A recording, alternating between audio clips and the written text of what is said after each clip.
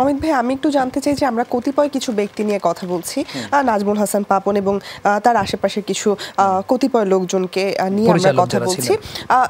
এদের সাথে যে পুরো সিস্টেমটাই তো আসলে প্রশ্নবিদ্ধ হয়ে পড়েছে এখন, এবং কিছু কিছু মানুষ আছে যারা প্রত্যেকটা রাজনৈতিক আমলেই আসলে ছিলেন, এখনো আছেন, এবং তারাই পদত্যাগের অনেকে দাবি করছেন। এই পরিস্থিতিটা আসলে কিভাবে সমাধানযোগ্য? আসলে আপনি একটা ছবি খুব ভাইরাল হয়েছে, দেখা যাচ্ছিল যে ক্রিয়া উপদেষ্টার সাথে আকরাম খান, জালাল ইউনুস, মাহওয়ান আমরা গিয়েছেন, তিনি সালাম দিয়ে দাঁড়িয়ে আছেন, দিচ্ছেন, পরিচয় দিচ্ছেন। অনেকে বলেছেন গেস্ট রুম কালচার, অনেকে ফান করে বলেছেন।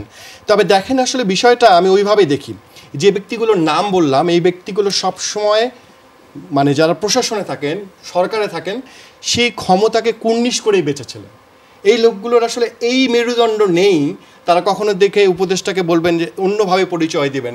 তারা আসলে যেভাবে কাচুমুচু করে পরিচয় দিয়েছেন তারা আসলে এরকমই, কারণ তারা ক্ষমতাকে এইভাবে কুর্নিশ করে, সালাম করে, মাথা নিচু করেই, শুধু এই বোর্ডে না তার আগের বোর্ডও ছিলেন কোনো না কোনোভাবে, তারা আসলে এরকম। আপনি যদি বলেন এই গ্রাউন্ডস কমিটির চেয়ারম্যান যে মাহওয়ানাম, যাকে নিয়ে এখনও অনেকে কথা বলবে না, কিন্তু দেখেন এই গ্রাউন্ডস কমিটির চেয়ারম্যান, এনার আন্ডারে বগুড়ার স্টেডিয়াম কিন্তু চলে গিয়েছিল ক্রিকেট বোর্ড, তার আন্ডারে, তার দায়ভার বহন করতে হবে। কিন্তু তার সময় নারায়ণগঞ্জে যে স্টেডিয়াম আছে পানি ঢুকে নষ্ট হয়ে গেছে, কিন্তু তার সময় তার নামে বড় অভিযোগ আছে। আপনি যে শেখ হাসিনা স্টেডিয়ামটা করতে চেয়েছিলেন তিনি, সেটা হচ্ছে বিসিবির খরচে করা চিন্তা ভাবনা চলে, অনেক টাকা খরচ হয়ে গেছে। কিন্তু সেই বিসিবির কত টাকা আছে, 900 কোটি টাকা, তার মধ্যে যদি 700-800 কোটি টাকা আপনি স্টেডিয়াম তৈরির জন্য ব্যয় করেন, আমরা দেখেছিলাম শ্রীলঙ্কায় কি হয়েছে স্টেডিয়াম করতে যে ওদের ক্রিকেট বোর্ডে, আপনি ক্রিকেট বোর্ডকে দেউলিয়ার দিকে নিয়ে যাচ্ছিলেন। সেই দায়ভার কি মাহবুবানাম মানে অস্বীকার করতে পারেন?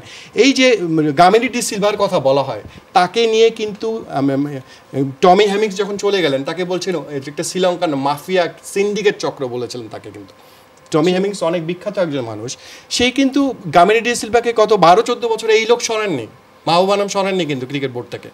এবং কি মধু ছিল আপনি চিন্তা করেন, তখন এই জায়গায় রিপোর্টও ছিল, অনেক জায়গায় কথা এসছে, তার ব্যক্তিগতভাবে তার ওয়াইফও চাকরি করেন কিনা আমি জানি না, হচ্ছে মাহবুবানামের কোম্পানিতে চাকরি করেন বলা হচ্ছে। যে এত সমালোচনা হয়েছে মিরপুর নিয়ে, এই গ্রাউন্ডস কমিটির চেয়ারম্যান কোনো কিছু চেঞ্জ করেনি, তিনি এখনও ক্রিকেট বোর্ডে আছেন।